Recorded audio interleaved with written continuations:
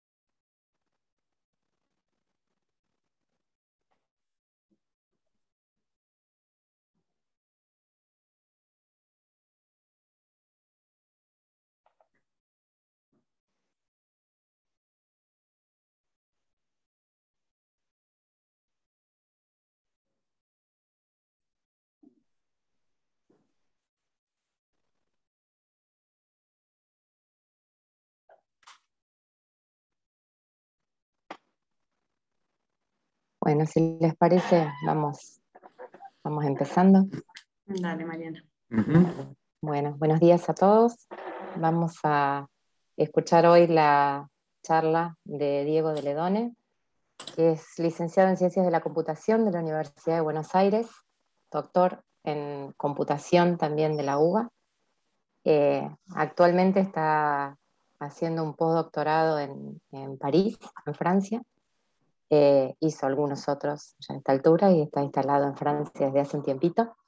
Eh, y bueno, nos va a dar una charla sobre un modelo de programación lineal entera para la minimización global de la norma L0. Así que bueno, muchas gracias. Empezamos. Bueno, buenísimo. Muchas gracias, Mariana, por la presentación y por la invitación, que está, nada, está genial estar acá en la UMA, pudiendo contar un poquito este trabajo. Así que bueno, antes que nada es un trabajo en conjunto con Leo Liberti de la École Polytechnique y con Mathieu Kowalski de Central Supelec. Y bueno, y les cuento un poquito de qué se tratan estos problemas, por las dudas, de lo que se llama sparse approximation o a veces también minimización de la norma L0. La idea es la siguiente: en general vamos a tener tenemos un sistema de ecuaciones dado, hx igual a y, y el objetivo es hallar un x que sea una solución del sistema o que esté cerca de una solución, o sea, que el error esté acotado por alguna cierta constante alfa.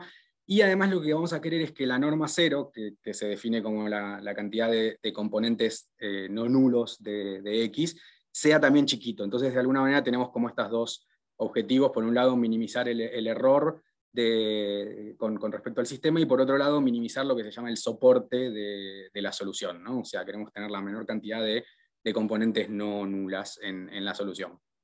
Esto tiene un montón de aplicaciones en compresión de datos, procesamiento de señales, machine learning también, bueno, que hoy en día es un tópico así super hot, así que también está metido en estos temas. Por ejemplo, para dar así simplemente un ejemplo, en compresión de datos, supongamos que yo necesito enviar una señal y en general va a ser una señal grande.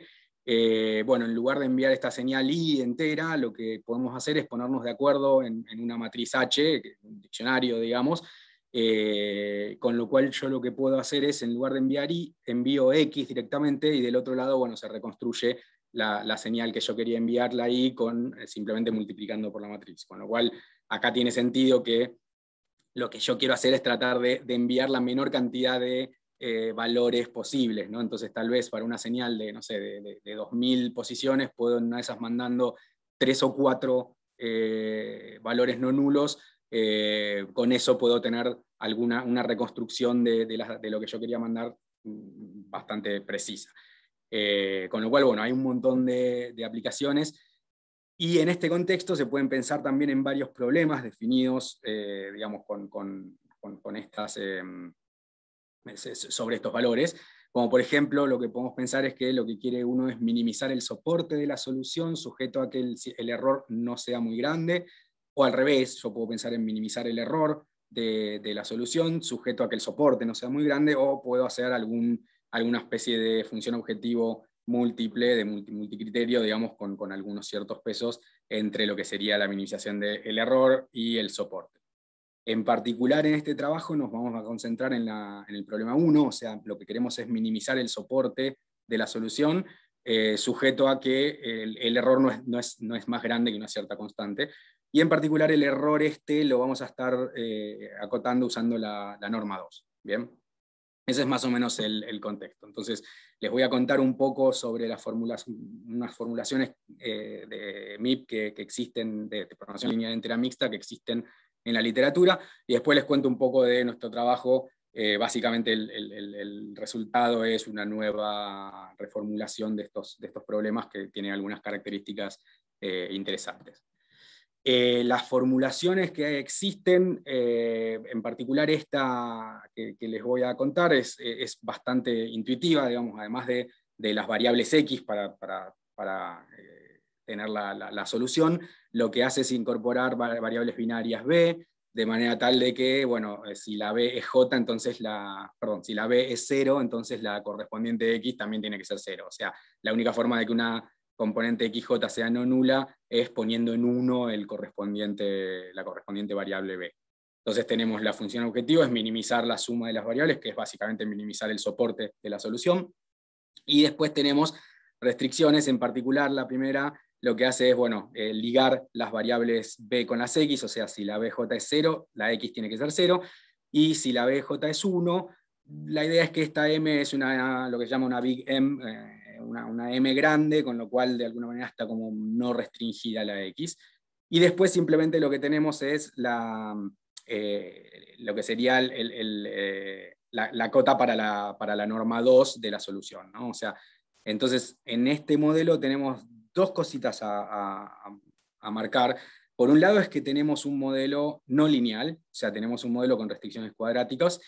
Es convexo, con lo cual es más o menos manejable, pero bueno, no es obviamente un modelo lineal, que es mucho más lindo.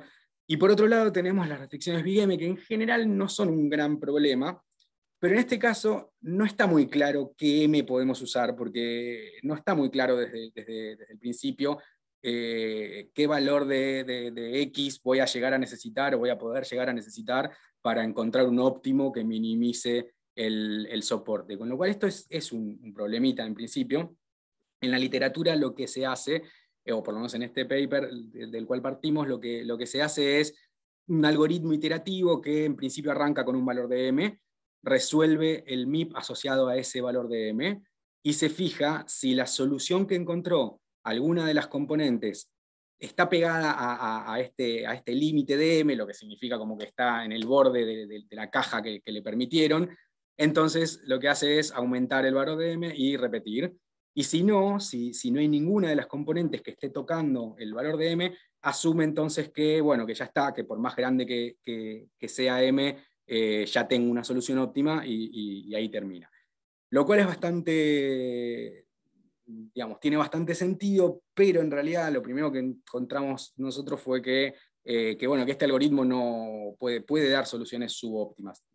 Sí, hay ejemplos muy sencillitos, por ejemplo, este ejemplo en R2, digamos, tenemos esta instancia, y por ende esta es el conjunto de soluciones factibles, o sea, cualquier punto X acá adentro cumple, digamos, con que el error es menor que el alfa que me dan. Pero ¿qué puede llegar a pasar? Digamos, acá claramente las soluciones, yo lo que estoy queriendo es minimizar el soporte del X, o sea, lo que estoy queriendo es minimizar la cantidad de componentes no nulas que tiene mi solución, con lo cual lo ideal sería alguna solución acá que esté pegada o bien a este eje o bien a este eje, en donde por lo menos de las dos coordenadas es 0, ¿no? Pero ¿qué pasa? Si yo arranco, por ejemplo, con un M igual a 4, ¿no? Tomo esta caja ahora para limitar mis soluciones. Bueno, todas estas soluciones van a ser factibles y en principio todas tienen el mismo soporte, porque todas usan 2 coordenadas, con lo cual yo no sé cuál voy a encontrar acá, va a depender mucho de mi solver. En una de esas mi solver me da una solución que está acá, y bueno, lo que voy a decir es, mira, mi solución no toca M en ningún lado, con lo cual ya está, esta es una solución óptima, no importa qué tan grande sea M. Y bueno, y claramente es mentira, ¿no? Porque si yo usaba un M un poco más grande, iba a encontrar soluciones mejores que esas. Con lo cual, ese approach no es del todo correcto. Solamente una observación, estas restricciones Big M se pueden reemplazar muy fácilmente por algo que no esté limitado por una M, como algo como esto que está acá, pero esto básicamente lo que nos va a traer son cosas no solo no lineales por este producto, sino no convexas, y ya, digamos, hablar de cosas no convexas ya, bueno, se pone bastante más compleja la situación, con lo cual lo que tenemos es que, bueno, si queremos evitar las Big M, bueno, vamos a caer en cosas no convexas. Si nos quedamos con la Big M, no está muy claro qué M usar, y eso ya es un problema de por sí. Y aún así, si nosotros supiésemos que, bueno, mira, para estas instancias tal vez podés precalcular la M, igual de todas maneras, aún sabiendo esos valores de M, sabemos que estos modelos Big M no son muy lindos en cuanto a lo que es la resolución numérica de esto, con lo cual en cualquier caso no tenemos una solución muy elegante. Entonces, arrancamos nosotros haciendo, bueno, primero un estudio poliidal para detectar desigualdades válidas y ver qué se podía hacer para mejorar estas formulaciones. Déjenme definir simplemente, vamos a decir que un conjunto de columnas es un soporte prohibido. Sí, básicamente, casi autodefinido, es un soporte prohibido si no existe ninguna solución que tenga ese soporte para el problema que estoy queriendo resolver. Con lo cual, esto es lo mismo que decir que, bueno, que si yo me restringo al soporte J, entonces el menor error que puedo llegar a encontrar para cualquier X con ese soporte excede la tolerancia que me dieron, ¿sí? Con lo cual con eso definimos un soporte prohibido. Y bueno, y una desigualdad que surge inmediatamente es la desigualdad de soportes prohibidos, que dice que si yo tengo J grande, que es un soporte prohibido, entonces sí o sí voy a tener que usar alguna columna de las que está afuera de J, ¿no? Porque si me restringo solamente a J, sé que no voy a encontrar ninguna solución. Con lo cual esto que está acá es una desigualdad válida para nuestro poliedro, ¿no? para nuestro modelo. Y tiene una característica bastante interesante, que es la siguiente. A ver, nosotros tenemos nuestro poliedro asociado a nuestro modelo con variables B y variables X, y asumamos que en lugar de tomar ese poliedro, lo que vamos a hacer es tomar la proyección de ese poliedro en el plano de las variables B. O sea, esto es básicamente el conjunto de vectores B para los cuales existe alguna solución X con ese soporte, ¿sí? Hay un punto interesante, es que nosotros podemos fácilmente demostrar que si tomamos cualquier punto en esta proyección, es bastante sencillo encontrar una X dentro de nuestro poliedro que respete ese soporte, ¿sí? De hecho, esto se resuelve con cuadrados mínimos. Con lo cual esto es interesante saber. O sea, esto es fácil, digamos. Si a mí me dan un tipo acá adentro, yo fácilmente puedo encontrar una solución que es lo que a mí me interesaba. Con lo cual, acá se plantea algo interesante, que es que si mi función objetivo no tiene X, como mi función objetivo no tiene X, básicamente yo lo que puedo hacer es, en lugar de optimizar sobre el poliedro de arriba, puedo optimizar mi función objetivo sobre el poliedro de abajo, o sea, sobre la proyección. Y encontrar entonces de todas las proyecciones la que tenga mínimo soporte. ¿Por qué? Porque bueno, una vez que la encontré, yo sé que puedo fácilmente encontrar la X que yo quería. Con lo cual esto ya de por sí es lindo, es interesante, pero acá el problema es, bueno, sí, pero ok, pero ¿cómo caracterizamos esta proyección? Porque no podemos trabajar con esta caracterización que no podemos hacer mucho con eso, ¿no? Y bueno, y básicamente un resultado interesante es que esta proyección la podemos caracterizar usando simplemente las desigualdades que les había contado en la slide anterior. Con esas desigualdades simplemente podemos caracterizar todo este poliedro, ¿sí? Con lo cual tenemos acá entonces una nueva forma de resolver estos problemas, que la idea es esta formulación. Entonces ahora vamos a querer minimizar el soporte sujeto a que se cumplen todas las desigualdades de soporte prohibido en la solución, ¿sí? Entonces esto lo que nos va a dar es un soporte óptimo, y bueno, y después sencillamente con ese soporte óptimo lo que hacemos es encontrar el X, digamos, que le corresponda, y tenemos entonces nuestra solución. Este es como un modelo interesante de programación entera para resolver estos problemas. Un par de cosas, características piolas. En principio estamos hablando de una formulación lineal, o sea, ya no tenemos, aún que estamos trabajando con la norma 2, o sea, estamos minimizando, digamos, no minimizando, perdón, estamos calculando los errores, acotando con la norma 2, de todas maneras nuestra formulación es lineal. Y una cosa más interesante aún es que no necesitamos la Big M. Ya directamente la Big M no está asociada a la formulación, con lo cual ya podemos pensar en que esto, bueno, si lo hacemos las cosas bien, resuelve en forma exacta el problema, y no dependo de haber encontrado a priori un valor de M lo suficientemente grande que me permita asegurar que voy a encontrar una solución óptima, ¿no? O sea, eso es interesante. Otras cosas piolas también es que si miramos esta formulación, es una formulación de set covering, es un problema clásico puramente combinatorio, y muy conocido. Puede ser lindo o puede ser feo, pero por lo menos es muy conocido, con lo cual eso ya es interesante porque ya tenemos cosas que nos pueden llegar a servir. Pero por el otro lado, bueno, la contra que tiene esto claramente es que la cantidad de desigualdades de conjunto de soporte prohibido son un montón, ¿no? O sea, son exponencialmente muchas. Esa es como la principal contra. De todas maneras, eso no es tan feo, no está tan mal, porque podemos manejarlas, digamos, de una manera elegante y fácil, sin tener que generarlas todas de antemano y con eso tratar de resolver el problema. A ver, por ejemplo, lo que podemos hacer es usar lo que se suele llamar un mecanismo de lazy constraint, que consiste en lo siguiente: es arrancar con nuestro modelo, con lo que se llama una relajación combinatoria de nuestro modelo, que es básicamente nuestro modelo, pero usando solamente un conjunto pequeño de estas desigualdades. Arrancamos con eso, resolvemos, encontramos el óptimo de esa relajación combinatoria. Si el óptimo que encontramos lo puedo, digamos, levantar a una X de las que me interesa, bueno, genial, eso significa que era un soporte factible, con lo cual termino y entrego esta solución.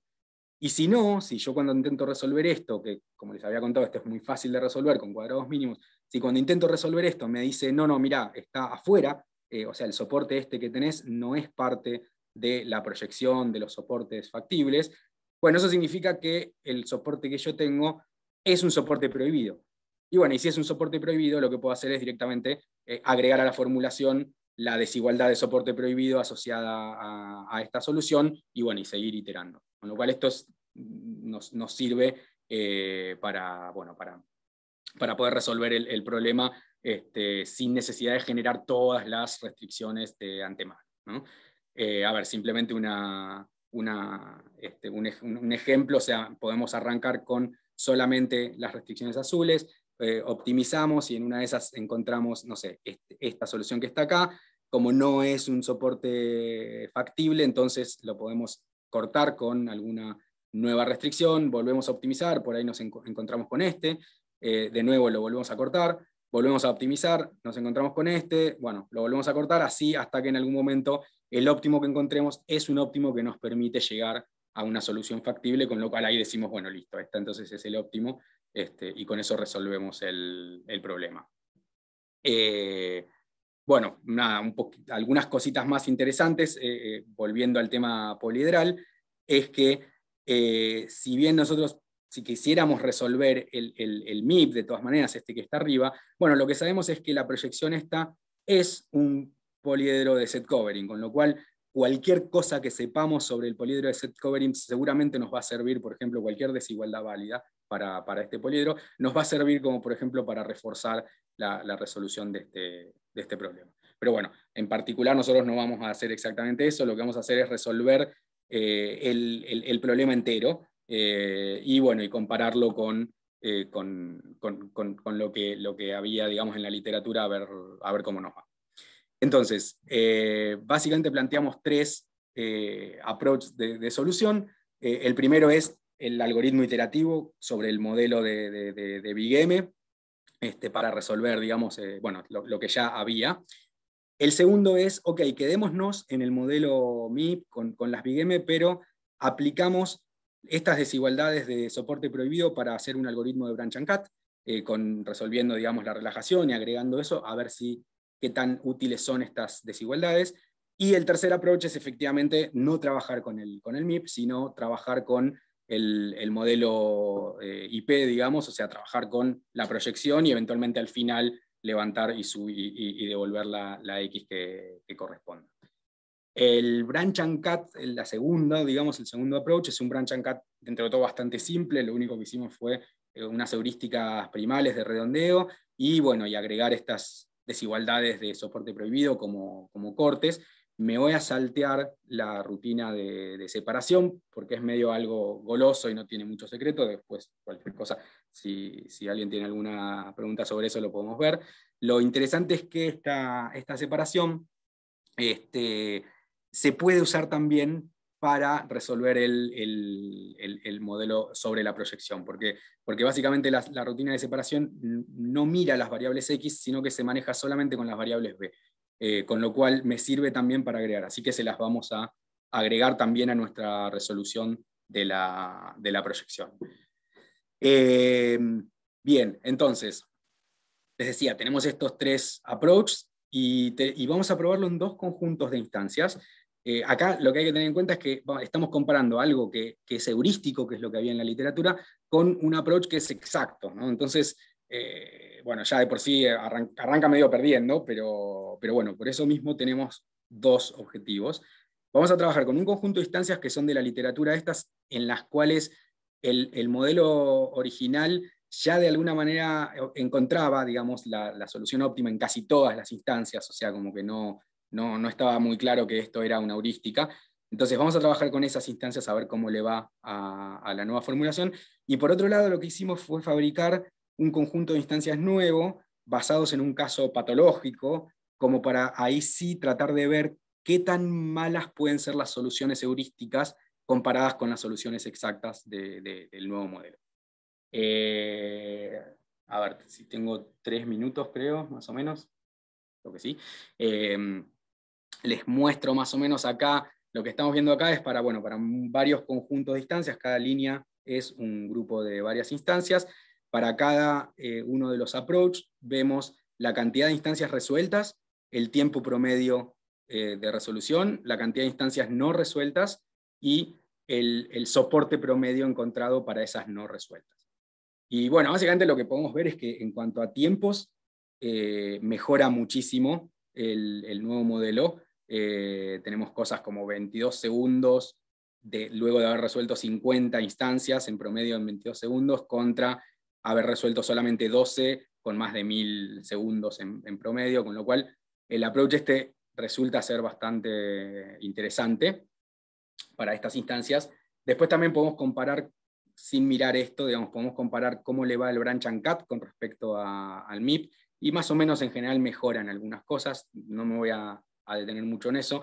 Quisiera pasar en los últimos minutitos que me queda, al segundo grupo de instancias, que es donde me parece se pone más interesante, porque es donde comparamos qué tan malas pueden ser las soluciones heurísticas con respecto a las soluciones exactas. Y acá lo que vemos, por ejemplo, es que también cada línea es un grupo de 10 instancias, y acá estamos viendo, por ejemplo, que el modelo original, el MIP, digamos, el de BigM, en estas 10 instancias, por ejemplo, en ninguna de ellas llegó al time limit. Eso significa que supuestamente resolvió al óptimo todas estas instancias, que son instancias cuya solución es 4, y sin embargo obtuvo una solución en promedio de 16, con lo cual es mucho peor que el valor que podría haber obtenido, que es el valor que obtiene el modelo exacto, ¿no? Con lo cual, se evidencia acá que el modelo exacto, aún muchas veces, habiendo llegado al time limit de la ejecución, de todas maneras, en general, siempre obtiene mejores soluciones que las soluciones obtenidas por lo que efectivamente termina siendo una heurística, ¿no? La última tablita estas son 40 instancias en las que los 3 modelos resolvieron al óptimo, supuestamente, donde resolver al óptimo significa no llegar al time limit, ¿no? O sea, terminaron antes del time limit.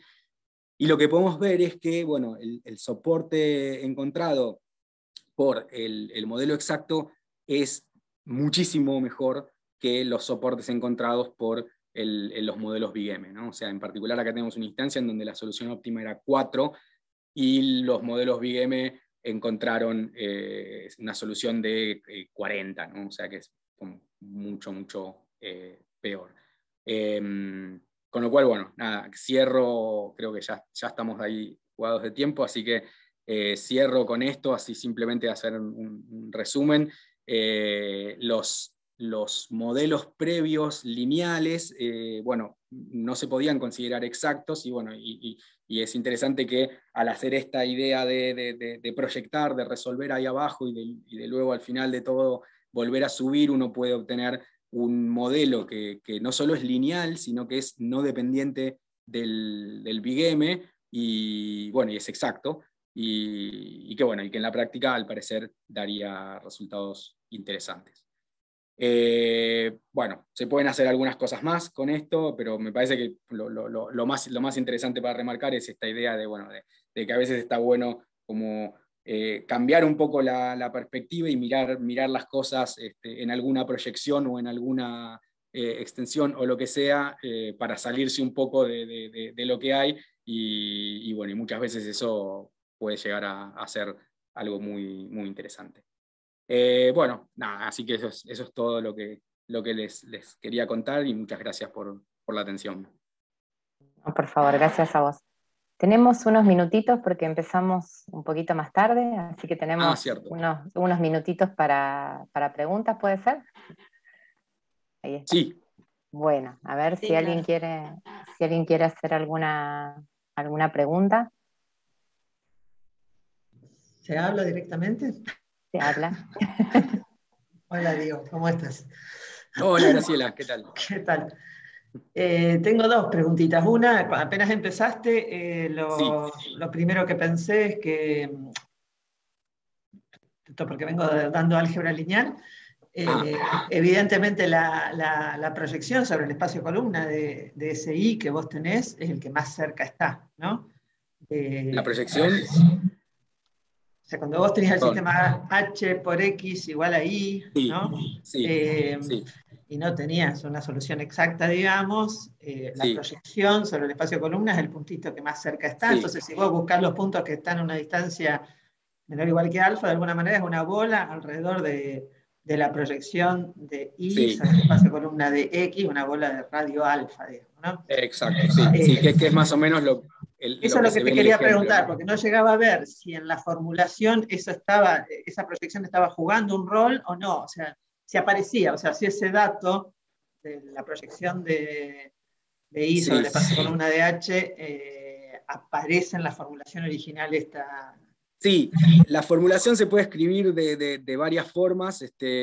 Uno puede escribir directamente una restricción, que es básicamente el cálculo de la norma 2 de hx menos i, ¿no? O sea, eso sería una forma. En esta formulación que tengo yo es levemente distinta. Lo que hago es tener unas variables w para cada fila del sistema, digamos, y lo que hacen estas variables W es como recolectar el error de la fila I, o sea, la variable WI recolecta el error de la fila I, con lo cual después, al hacer esta cuenta, que es simplemente, bueno, sumar los cuadrados de los errores de cada fila, lo que estamos haciendo es medio como modelar la norma 2, ¿no? O sea, entonces esta desigualdad, si uno asume que la W es el error dado por la fila I, esta desigualdad básicamente juega de eso de acotar la norma 2 de la solución. No sé si esa era la pregunta. No, yo pensé, qué sé yo apenas vi el problema, dije, bueno, lo primero que hago es calculo cuál es la proyección, o sea, lo tomo como un dato, ¿no? Como un dato del problema, cuál es la proyección del I sobre un X sombrero, digamos. Sí. Y Yo hubiera empezado Sí. haciendo la formulación usando ese dato, digo, y te digo, pero a lo mejor está implícito en lo que vos está. No, en ningún momento se calcula esa proyección. No, en Porque ningún momento, es un pero cálculo porque... sencillo la proyección, o sea, tampoco Sí, es... sí, sí. Sí, eso, o sea, eso, a ver, Ese si candidato depende... X, está bien, puede tener un soporte enorme la proyección. Entonces, Claro. no te interesa. Pero se A ver, restringiría un problema sería... de en una bola encontrar, o sea, una bola conocida, encontrar Sí. el X de menor soporte, ¿no? Sí, exactamente, ese es el problema, sí, o sea, es eso, sí. Lo que pasa es que no sé bien, ojo, tal vez sí, pero no se me ocurre cómo usar el dato ese, digamos, o sea, cómo usar, digamos, yo puedo calcular la proyección y me va a dar, seguramente me va a dar esto, ¿no? Como el centro de la bola, o algo así. Pero de ahí no sabría cómo usar eso para después encontrar un X de soporte mínimo. Pero puede ser, sí, que se pueda en una de esas enfocar por Después ese lo lado. pienso. No, yo pensé que a lo mejor estaba implícito en esa primera formulación y que no se me había escapado, pero bueno. No. Y después la pregunta es, cuando haces el modelo, el IP, ¿cómo Sí. encontrás los primeros soportes prohibidos? ¿Qué sé yo? O sea, ¿cuáles son los...? Bueno, ahí se pueden hacer muchas cosas. En particular, en la implementación, yo uso nada, cero, o sea, ningún soporte. O sea, básicamente tenés una formulación vacía y a partir de ahí podés empezar. Podrías eventualmente hacer algo heurístico, ¿no? Y encontrar, qué sé yo, una serie de unos cuantos soportes haciendo algo heurístico que, bueno, puede ser de varias maneras. Yo en particular, en la formulación, arranco con un conjunto vacío de restricciones y a partir de ahí se empiezan a agregar soportes prohibidos en función de varias cosas, en función de las soluciones que vas obteniendo y además en función de los cortes que se van usando, no como lazy constraints, sino que se van usando para cortar soluciones fraccionarias también durante la resolución de cada subproblema entero. Pero bueno, en principio se podría empezar con la relajación combinatoria, digamos, se podría empezar buscando de alguna manera heurística un conjunto de soportes prohibidos, ¿no? Eso seguramente te puede llegar a dar alguna ventaja para arrancar o no está claro. Alguna ventaja te debería dar, ¿no? Sí. Y la tercera y última es, vos resolvés la relajación o lo resolvés el IP para después agregar una restricción. El IP, o sea... porque como decías, resolver la relajación combinatoria. Pero claro, sí, perdón. No, está bien, no es una relajación lineal. Está bien. Claro. Ya te entendí, por eso son las lazy constraints. Pero yo digo, ¿por qué le llama separación a uno y lazy constraint a otro? No, pero ya entendí. Bien, pero igual de todas maneras está bien la confusión porque en realidad hago las dos cosas. O sea, el algoritmo en principio es resolver el IP, o sea, resolver entero, ¿no? Y después, bueno, dado eso, entonces te fijas y agregás lazy constraints si necesitas.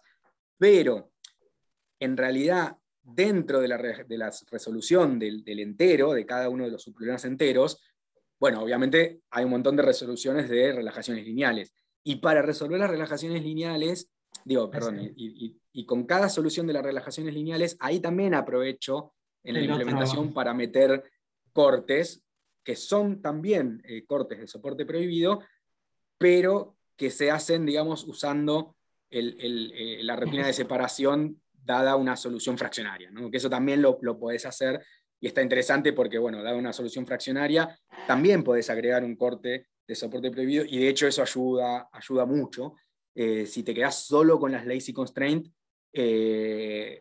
termina medio como siendo una enumeración exhaustiva en el fondo. Hay que verlo un poco más, pero en el fondo, si uno se queda solo con las lazy constraint, en realidad termina siendo prácticamente una enumeración exhaustiva. Gracias a que en el medio de cada resolución entera se agregan también cortes para cortar soluciones fraccionarias, eso mejora muchísimo la eficiencia y los tiempos. Entonces es como que están las dos cosas en el medio. El algoritmo está planteado en términos de la relajación combinatoria, pero para llegar a resolver cada problema entero, también en el medio se van agregando un montón de desigualdades de este tipo, que hacen que en el fondo, al final de todo, los tiempos mejoren bastante. Muy bien, muchas gracias, Diego. Gracias a vos. Bueno, no sé si tenemos un minutito más para alguna otra pregunta, Laura. Sí, tenemos unos minutitos todavía. Bueno. ¿Puedo hacer una pregunta? Claro. Buen día, Martín. ¿Cómo Buen día estás? a todos. Buen día, Diego. Buen día. Tengo una consulta. A mí me pareció en las transparencias que en un momento hablabas de que se podían combinar los dos objetivos, que es achicar el misfit y la cantidad el soporte, el tamaño del soporte. Lo que ustedes hacen, el enfoque que toman, ¿permite esa combinación? ¿Encuentra alguna dificultad en alguna de las partes? Buena pregunta. ¿El teorema ese de proyección se rompe? La proyección no se rompe, eso está, porque básicamente eso está hablando de la región factible, con lo cual, por Bien. más que cambie, digamos, cambiar la función objetivo. Bueno, no, claro. No, perdón, tenés razón, porque ahora la región factible en realidad es todo R, ¿no? Entonces, a ver, vos estás hablando del problema 3, ¿no? Acá, que sería sí, minimizar. o el 2 o el 3, digamos. Ok. Sí, no, claro, Perdón, el 3, dos, el 3, sí. no sirve, me parece, porque justamente el problema es que lo que pasa acá es que te cambia la región factible. En el problema 2, bueno, en el problema 3 la región factible es todo R, ¿no? Okay. Porque nada, en el peor de los casos tendrás un error monstruoso, pero bueno, es factible, digamos, como solución. Así que ahí seguro que la proyección no tiene mucho sentido. Y en este caso, en el problema 2, la región factible son o sea, es la bola de tamaño K, pero de la norma 0, lo cual tiene una estructura medio espantosa, me parece. Así que no, la verdad, yo creo que no, me parece que para los problemas 2 y 3, este approach, claro, me parece que no, que hace aguas por todos lados, no. Y ahí, por ahí, lo que ese paper del 2016 sí lo puede manejar. Sí. Ofrecer alguna solución heurística, aunque sea. Digamos. No, sí, totalmente. Digamos, con el MIP, que sería, o sea, quedarse con, en lugar del approach quedarse con Se el queda con el todas MIP. las variables, entonces lo puede. Claro, sí, es básicamente como cambiar. Martín, ahí te veo, no sabía que Martín era.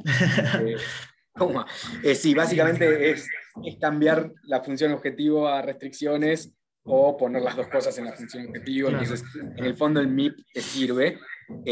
No deja de tener el problema del Big M, lo cual sigue siendo un problema, no solo en la parte numérica de resolución, sino en la parte de heurístico, porque las X van a estar acotadas en la caja de tamaño M, y entonces, bueno, eso habrá que ver cómo se lleva, pero sí, efectivamente el otro modelo sí te sirve para los problemas 2 y 3. Sí. Bueno, gracias, Diego, muy buena la charla. Muchas gracias. Lindo el approach. Muy lindo. Gracias. Bueno, me parece que ahora sí estamos complicados con los tiempos, ¿no? Ahora sí. Ahora sí. Voy a detener la grabación. Ok, le agradecemos a Diego, no sé cómo aplaudir, pero bueno, muchas gracias, muy linda la charla y un gustazo haber podido contar con vos acá. Lo mismo digo, muchísimas gracias por la invitación y sí, un gustazo haber estado virtualmente ahí. Dale, es una forma de tenerte acá. Gracias. Hasta luego. Muchas gracias. Hasta luego. Chao. Gracias.